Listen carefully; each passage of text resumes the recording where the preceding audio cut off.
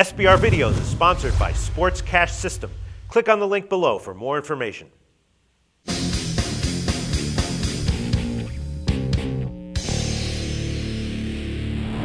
Hi, welcome to SBRForum Videos. I'm Peter Loshak, and we are previewing Week 4 in the NFL. And we're talking with Jeff Cadillac from JeffCadillac.com, and he's going to give us his opinions on the Seattle-Houston game. Jeff Cadillac, thanks for being back this week. Thank you for having me, Peter. All right, before we get into this line, tell us a little bit about JeffCadillac.com. Well, JeffCadillac.com, I do all the NFL games, as opposed to some handicappers who only cherry pick certain games. I do the whole NFL schedule for all the fans all season long. So if there's a game that you like, I have an opinion about every game. Take it if you like it. Discard the other ones. All right. Let's see what you can tell us about Seahawks at Texans. Now, Seattle, of course, arguably maybe the best team in the NFL, along with Denver. And the Texans, you know, a lot of people are saying they might be a Super Bowl contender this year, but they're having a lot of problems on the offensive line. They're not protecting Shaw very well. Andre Johnson's having some health issues. So, you know, maybe Houston will make, you know, an improvement here. But even if they do, is that going to be enough to get, you know, a win over such a great team like Seattle, just functioning super well right now in all areas of the game? Their defense is just awesome. They're putting great pressure on the quarterback, which if the Texans can't solve their issues on the offensive line, I got to think Seattle -3 is the pick here, even though it's kind of obvious. What do you think, Jeff?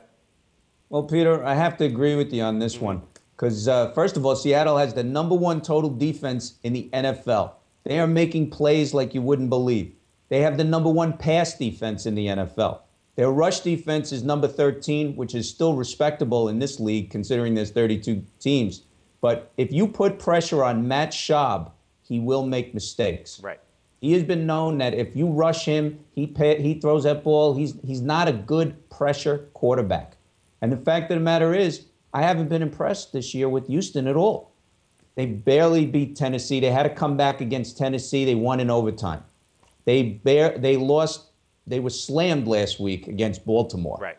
And then the first week of the season, they weren't that impressive either. I mean, this is a team that was predicted to go to the Super Bowl, and Seattle is looking more like a team that's on their way to the Super Bowl than Houston. Seattle, one thing that I do have to worry about with Seattle, though, is Russell Wilson he already has 2 interceptions and 2 lost fumbles. Now, the only thing there is he has to hold on to the ball a little bit longer or get rid of it sooner. So, but he is making the smart moves. And I definitely like Seattle, you know, laying 3 against Houston. Houston, right now, they're going to see that pressure from Seattle's defense. And believe me, I wouldn't want to be on the offensive line for Houston this week. Yeah, I agree with you, Jeff Cadillac. You know, not going to overthink it. Seattle -3. Hey, if Houston, you know, makes a huge leap forward, good for them, and we got a losing pick. But where we sit right now, I think it's Seattle or nothing. I'm agreeing with you, Jeff. Thanks.